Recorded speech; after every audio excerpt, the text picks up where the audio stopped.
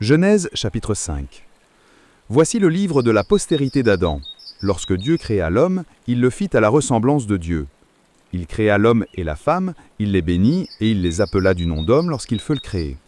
Adam, âgé de 130 ans, engendra un fils à sa ressemblance, selon son image, et il lui donna le nom de Seth. Les jours d'Adam, après la naissance de Seth, furent de 800 ans, et il engendra des fils et des filles. Tous les jours d'Adam furent de 930 ans, puis il mourut. Seth, âgé de 105 ans, engendra Énos. Seth vécut après la naissance d'Énos 807 ans, et il engendra des fils et des filles.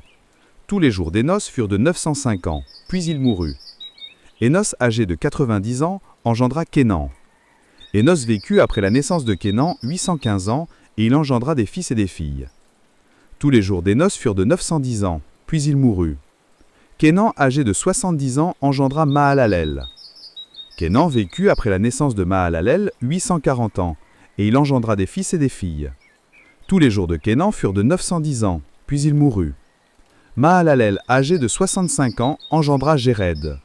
Mahalalel vécut après la naissance de Jéred 830 ans, et il engendra des fils et des filles. Tous les jours de Mahalalel furent de 995 ans, puis il mourut. Enoch, âgé de 65 ans, engendra Mathuchalem. Enoch, après la naissance de Mathuchalem, marcha avec Dieu 300 ans, et il engendra des fils et des filles. Tous les jours d'Enoch furent de 365 ans. Enoch marcha avec Dieu, puis il ne fut plus, parce que Dieu le prit. Mathuchalem, âgé de 187 ans, engendra Lamech. Mathuchalem vécut après la naissance de Lamech 782 ans, et il engendra des fils et des filles. Tous les jours de Lamech furent de 777 ans, puis il mourut.